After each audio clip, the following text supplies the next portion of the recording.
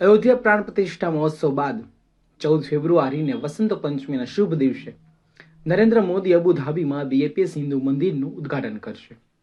અનેક દ્રષ્ટિએ ઐતિહાસિક એવા આ મંદિરની વણકથી વાતો.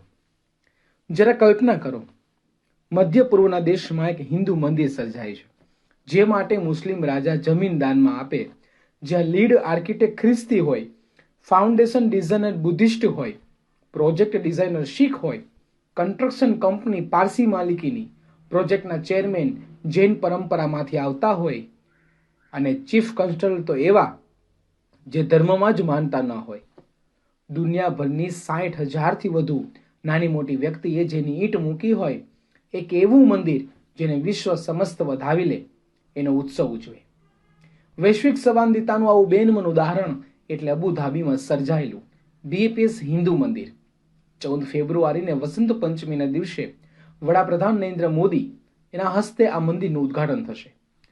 વડાપ્રધાનના 2 દિવસના અબુધાબી પ્રવાસ દરમિયાન 13મી ફેબ્રુઆરીની સમી સાંજે જાયદ સ્પોર્ટ્સ સિટી સ્ટેડિયમના યોજાનારા આહુલાન મોદી નમસ્તે મોદી કાર્યક્રમમાં ઉપસ્થિત રહેવા 50,000થી વધુ ભારતીયો રજીસ્ટ્રેશન કરાવ્યા છે. બીજા દિવસે એટલે કે 14મી ફેબ્રુઆરીને વસંત પંચમીના શુભ દિવસે બીએપીએસ સ્વામિનારાયણ સંસ્થાના વર્તમાન આધ્યાત્મિક વડા મનસ્વામી તથા અન્ય સદગુરુ સાધુ સંતોની ઉપસ્થિતિમાં બીએપીએસ હિન્દુ મંદિરનું ઉદ્ઘાટન કરશે. માત્ર સંયુક્ત આરબ અમીરાત જ નહીં, પરંતુ ભારત અને દુનિયાના અન્ય દેશોમાં વસતા શ્રદ્ધાળુઓ આ ઉદ્ઘાટન સમારંભમાં ઉપસ્થિત રહેશે. ભારત બહાર વસતા ભારતીયોમાં યુએઈ ચોથા ક્રમે આવે છે. યુએઈમાં 38 લાખથી વધુ ભારતીયો વસે છે. 1997માં પ્રમુખ સ્વામીએ શારજહાંના રણમાં મંદિર સર્જનના કરેલ સંકલ્પથી લઈને વડાપ્રધાન નરેન્દ્ર મોદીની ઉપસ્થિતિમાં હિન્દુ સ્થાપત્ય શૈલીના ધર્મસ્થળને શાસક શેખની મંજૂરી, આમ રચાયો ઇતિહાસ. વડાપ્રધાન તરીકે નરેન્દ્ર મોદીની યુએની આ 7મી મુલાકાત હશે. હજી 2023ના ડિસેમ્બરમાં પર્યાવરણ જાળવણીને લગતી વૈશ્વિક પરિષદમાં હાજરી આપવા એક દિવસ માટે દુબઈ ગયેલા. બીજી બાજુ 2024ના પ્રારંભમાં યુએ પ્રેસિડેન્ટ મોહમ્મદ બિન ઝાયદ અલ નાહયાને વાઇબ્રન્ટ ગુજરાત સમિટમાં હાજરી આપી. હિન્દુ મંદિર તરફ પાછા ફરીએ તો અશક્ય લાગતું આ કાર્ય કેવી રીતે શક્ય બન્યું? આ સવાલનો જવાબ આપતા બીએપીએસના સાધુ બ્રહ્મ વિહારી દાસજી મંદિરનો ટૂંકો પણ રસપ્રદ ઇતિહાસ વર્ણવતા ચિત્રલેખાને કહે છે, 5 એપ્રિલ 1997ની સાંજે અમે પ્રમુખ સ્વામી સાથે શારજહાંના રણમાં હતા. તે વખતે એમણે સાવ સહજતાથી કહેલું કે અબુધાબીમાં મંદિર થશે. પછી એમણે આંખો મીચી ને હાથ જોડીને પ્રાર્થના કરી, બંને દેશ નજીક આવે, બંને સંસ્કૃતિ ધર્મ નજીક આવે, અંતરના વૈમનસ્ય દૂર કરી આગવી રીતે પ્રગતિ કરે. એ પછી 2001માં સ્વામી પાછા આવ્યા ત્યારે પણ યુએઈમાં મંદિર બાંધવાની વાત નીકળેલી. જો કે એક વાતે પૂજ્ય સ્વામીશ્રી સ્પષ્ટ હતા કે જે તે દેશના નીતિ નિયમોને અનુસરીને એનું પાલન કરીને જ મંદિર બાંધવું. અબુધાબી મંદિર નિર્માણના સૂત્રધાર બ્રહ્મ વિહારી દાસજી ઉમેરે છે, 2013માં અમે પ્રથમવાર સ્થાનિક રાજા શેખોની મજલિસમાં ગયા ત્યારે સ્થાનિક લોકોમાંથી કોઈ અમારી સાથે આવવાની હિંમત દાખવી નહીં. બધાને એમ હતું કે આપણે અહીં 40-50 વર્ષથી રહીએ છીએ, બિઝનેસ કરીએ છીએ. જો ભગવાધારી સાધુઓ સાથે ગયા ને રાજાને ત્યાં કંઈક કાચું કપાયું તો તકલીફમાં મુકાઈ જશું. પરંતુ અમે ગયા, તે કેસરી વસ્ત્રોથી લઈને હિન્દુ ધર્મ વિશે, અધ્યાત્મ વિશે, વિવિધ સંસ્કૃતિ વિશે ઊંડાણથી ચર્ચા થઈ. એ પછી અમે મંદિર માટે જમીનની વાત ઉચ્ચારી. શેખે કહ્યું, તમે અરજી તો કરો. અમે કરી અને 2015નું ઐતિહાસિક વર્ષ શેખે જમીન આપી. 2018ના ફેબ્રુઆરીમાં ભારતના વડાપ્રધાન નરેન્દ્ર મોદીએ ખાતમુહૂર્ત કર્યું અને 2019ના ડિસેમ્બરમાં મંદિરનું બાંધકામ શરૂ થયું. આમ અબુધાબીના સત્તાધીશ શેખ મોહમ્મદ બિન ઝાયદ અલ નાહયાની ઉદારતા, જેમણે આ મંદિર બાંધવા ન માત્ર જમીન આપી બલકે એ માટેનું વાતાવરણ નિર્માણ કર્યું. સંસ્કૃતિ મૂલ્યો તથા સંવાદિતામાં માનતા ભારતના દીર્ઘદ્રષ્ટા વડાપ્રધાન નરેન્દ્ર મોદીની દ્રઢતા, હિંમત અને ચોમેર શાંતિ સુમેળ સંવાદિતા સ્થપાય એવો પ્રમુખ સ્વામીનો શુભ સંકલ્પ. આચાર વિચારમાં એમની પવિત્રતા, આ 3 પરિબળ થકી જીઓપોલિટિકલ મર્યાદા, કોરોના અને એવા નાના મોટા વિઘ્નોને અતિક્રમીને અબુધાબીમાં ઐતિહાસિક બીએપીએસ મંદિર સર્જાયું. 2018માં બીએપીએસના સદગુરુ સંત પૂજ્ય ઈશ્વરચરણ સ્વામી તથા મોદીજીની ઉપસ્થિતિમાં બ્રહ્મ વિહારી દાસને શેખે પારંપરિક હિન્દુ સ્થાપત્ય શૈલી ધરાવતું મંદિર બાંધવાની મંજૂરી આપી એ પ્રસંગ પણ રસપ્રદ છે. બ્રહ્મ વિહારી દાસ કહે છે કે અમે શેખ સાહેબને 2 ડિઝાઇન બતાવી. અમે કહ્યું કે એમાં હોય એવા નોર્મલ બિલ્ડિંગ જેવું એક બિલ્ડિંગ બાંધી. જ્યારે બીજો વિકલ્પ છે કે પથ્થરમાંથી સર્જાયેલું હિન્દુ સ્થાપત્ય શૈલીનું મંદિર.